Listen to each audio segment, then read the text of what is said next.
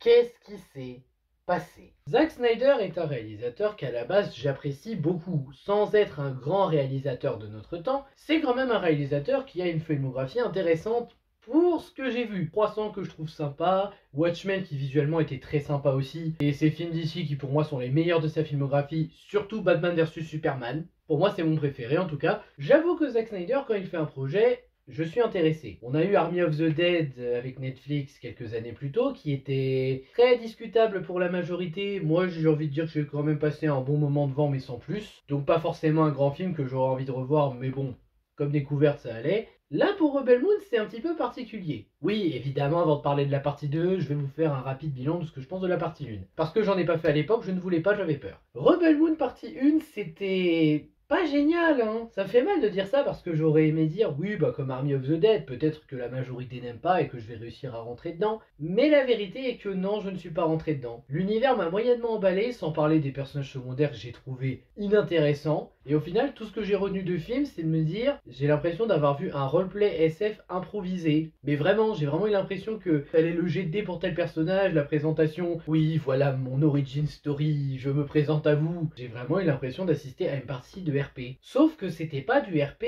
très intéressant, notamment parce que t'es au cinéma. Donc la partie 2, autant vous dire que j'étais pas très hypé. Mais bon, je me suis dit, comme un idiot, vu la bande-annonce, ça va peut-être être plus tourné vers l'action, ça va être un petit peu mieux au moins de ce côté-là, on va plus rigoler, on va plus s'amuser. Je déteste avoir tort sur des sujets comme ça. Rebel Moon partie 2, nous retrouvons Cora et toute sa clique qui sont retournés à la ferme, qui vivent leur vie de fermier avant que n'arrivent les troupes des méchants. J'ai pas retenu les noms, vous m'en excuserez, c'est sorti de ma tête depuis le temps. Et ils doivent se préparer à se battre avant que la guerre ne commence. En gros, c'est l'histoire du film. Franchement, je sais pas comment il a fait, mais il a fait encore pire que le premier. Le premier, t'arrives pas à rentrer dedans, mais t'as envie de dire qu'au moins il y avait un soupçon de développement, notamment pour Cora. Là, il y a rien, il y a plus de développement de personnage, il y a plus rien de réellement intéressant. Et déjà que l'univers était pas hypant avant, bah là on se base que sur des trucs que tu connais déjà du 1, donc pas de nouveauté. Ah non mais c'est pas une blague, pas de nouveauté, sans parler du scénario, enfin bon, allez, on va être gentil quand même, on va dire quelques points positifs, pour ne pas être totalement médisant. Enfin point positif c'est vite fait, on va dire point potable. Donc dans le potable du film, qu'est-ce qu'on a? On a les décors qui sont à peu près corrects, les effets spéciaux, bon c'est pas grandiose mais c'est sur Netflix donc on va dire que ça passe. Il y a un peu de symbolisme qui marche pour certains éléments, notamment la cicatrice du commandant, de l'amiral. Il y a un peu de symbolisme qui marche, notamment la cicatrice de l'amiral. J'ai trouvé que ça avait un sens particulier qui fonctionne. Oui, bah c'est peu, mais je pense qu'il y a de bien, hein, et il y en a très très peu dans le film. Les musiques, c'est plutôt pas mal. Les acteurs, il y a un peu d'effort, ou alors j'ai complètement oublié leur performance dans le 1, mais j'ai trouvé qu'il y avait un petit effort par rapport au 1. Et les costumes, ça passe. Voilà, positif, on a fait le tour, on va passer au négatif, qui a beaucoup de choses à dire, à commencer par les personnages. Les personnages, c'est incroyable, il n'y en a aucun qui a un développement intéressant, ni une évolution intéressante. J'exagère pas, hein, que ça soit un membre du groupe de Cora ou Cora elle-même, il n'y a plus rien. Au moins dans le premier, Cora elle avait un soupçon d'évolution sur son passé qu'elle devait accepter et aller de l'avant. Là non, Cora elle est comme elle est la même à la fin. Mais c'est triste parce qu'au final tu assistes vraiment à un RP improvisé dans la tête de Zack Snyder.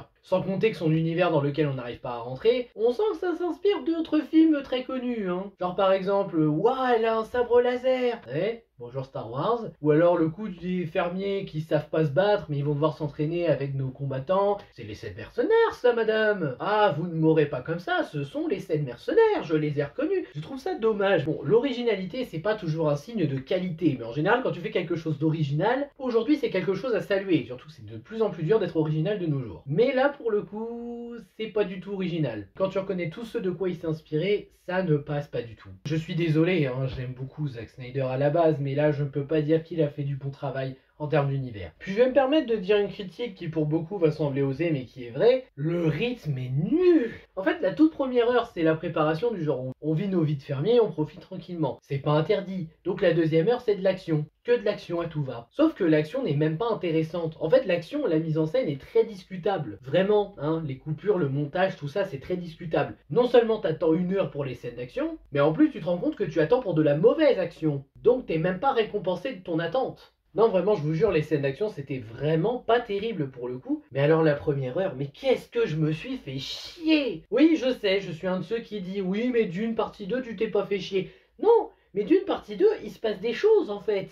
Pendant 1 heure, il se passe des choses. Là, pendant 1 heure, c'est ils vivent leur vie de fermier et la guerre commence au bout d'1 heure. Et je suis désolé, moi ça m'emmerde. Et même des films. Prenez Justice League de Zack Snyder, hein, pas la Whedon Cut qui a chier. Il y a de la préparation, il se passe des choses, Wonder Woman qui arrête des bandits, le recrutement de Flash et tout, il se passe des choses. Là vraiment, il ne se passe rien du tout. Donc oui, j'ose le dire, la première heure, je me suis emmerdé. Alors que d'une partie 2, je ne m'emmerde pas. D'ailleurs, j'ai parlé du scénario, mais j'ai envie de parler d'un passage que je n'ai absolument pas compris. Vous avez un orchestre pendant une scène de flashback, et on peut se dire, bon, la musique est extra-diégétique, c'est-à-dire qu'elle se passe en dehors de l'écran. Mais non, en fait, elle est intra-diégétique. Et c'est ça que je trouve bizarre, c'est que les mecs, ils sont là, ils assistent au meurtre du roi, de la reine et de la princesse, ils continuent de jouer comme si de rien n'était. Je sais qu'on dit qu'il y a certains films où on a mangé la cohérence, mais là quand même, il y a peut-être exagération. Les relations amoureuses aussi, oh là là, quel calvaire. J'ai jamais compris ces relations amoureuses. Il y en a 2 dans le film. Il y a celle de Cora avec Gunnar, là, le fermier,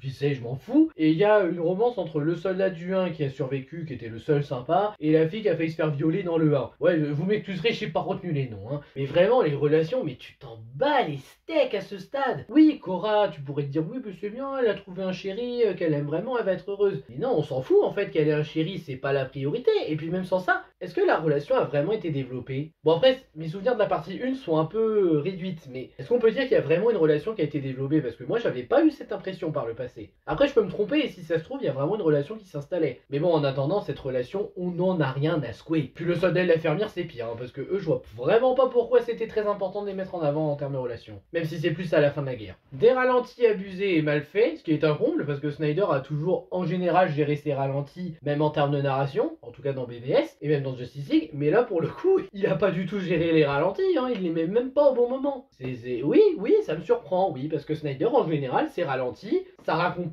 pas toujours ce qu'il faut, mais ça raconte quelque chose ou ça donne une action plus stylée. Là, même pas. Oui, ça me désole un peu de voir ça. La photographie est dégoûtante, on a encore un effet de flou en arrière-plan sur certains plans qui sont dégueulasses, mais vraiment. Genre quand Cora elle parle à l'amiral, une vraie discussion, il y a un gros flou derrière, mais ouah, mais qu'est-ce que c'est que ça? La focale a été mal réglée, hein. Moi je vois que ça, parce que tu peux pas me faire croire que c'était intentionnel, ça. En tout cas, ça donne une photographie dégueulasse. Tension nulle parce qu'on n'y croit pas, l'émotion pareil, et la fin... Purée, la fin, je me suis demandé si c'était pas du foutage de gueule. Parce qu'en fait, faut savoir que le scénariste et même Snyder ont prévu 6 films maximum. Alors quand tu vois cette fin, alors que déjà la première partie était un peu dure à supporter, t'as envie de te dire, est-ce qu'il se foutrait pas un peu de nos gueules? Bon, partie spoil parce qu'il faut qu'on en parle. On a Gunnar qui meurt, ouin, le copain de Cora meurt, ouh, on va pleurer toutes les larmes de nos corps. Non, on s'en bat les couilles parce que la relation, on s'en foutait royalement, déjà que l'émotion est à chier. Et sinon, il y a que la fin que je pourrais réellement spoiler. En fait, on apprend que la princesse est vivante, d'après les dires du général Titus. Et apparemment, pour la suite, le groupe des membres qui restent, parce qu'ils sont pas tous vivants, ont prévu d'aller la chercher dans la partie 3.